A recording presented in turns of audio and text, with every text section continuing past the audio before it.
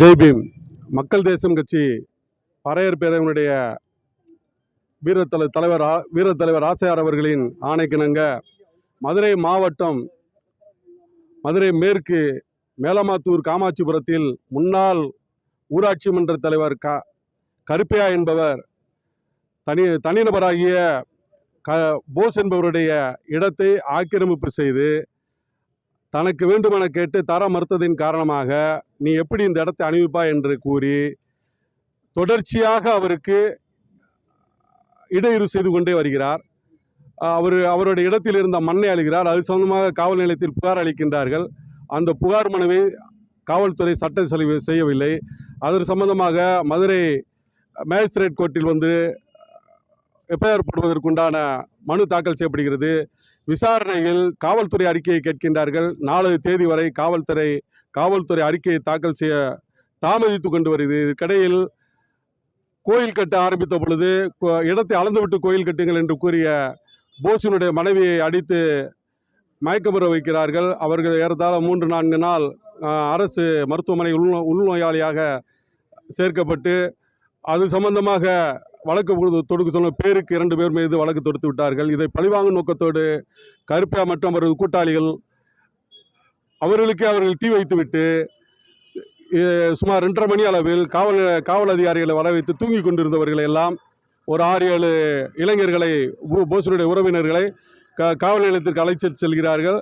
பின்னர் அவர்களை விடுவித்து மீண்டுமாக கருப்பையாவினுடைய அழுத்தத்தின் காரணமாக அவர் மீது வழக்கு தொடுக்கிறார். அந்த 6 இளைஞர்கள் மீதும் எந்த ஒரு சம்பந்தமும் இல்லாத நபர்கள் முறையாக சிசிடிவி ஃபுட்டேஜ் அங்கு இவர் செய்கின்ற அநாகரிகத்தை படம் பிடித்து காட்ட வேண்டும் என்பதற்காகவே போஸ் அவர்கள் சிசிடிவி கேமரா அங்கு வைத்திருக்கின்றார்.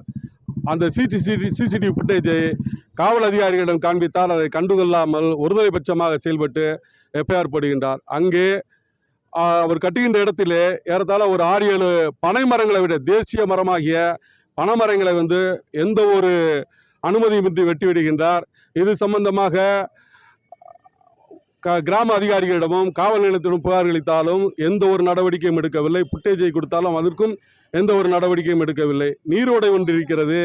அந்த நீரோடையை தடுத்து மழைக்காலங்களில் மலையிலிருந்து வரக்கூடிய நீரோடை கம்மாவிற்கு செல்லக்கூடிய அதை அவர் தடுத்து கோயில் கட்டி கொண்டிருக்கின்றார்.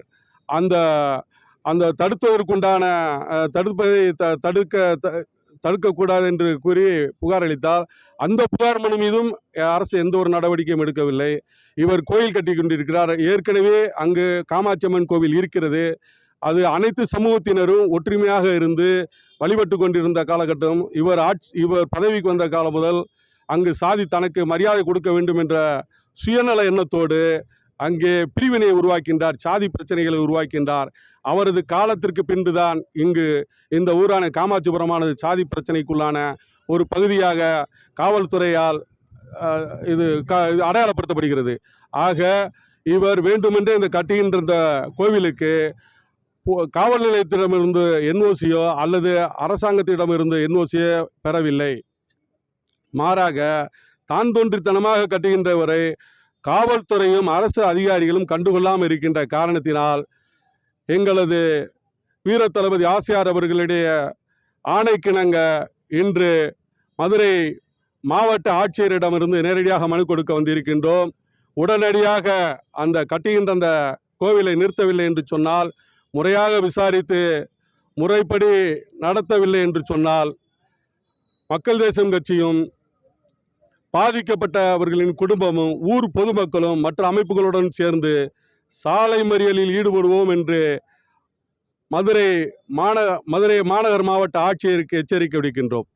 எம். சேவியர் இறுதிராஜ், மாநில செயலாளர், மக்கள் தேசம் கட்சி, பறையர் பேரவை.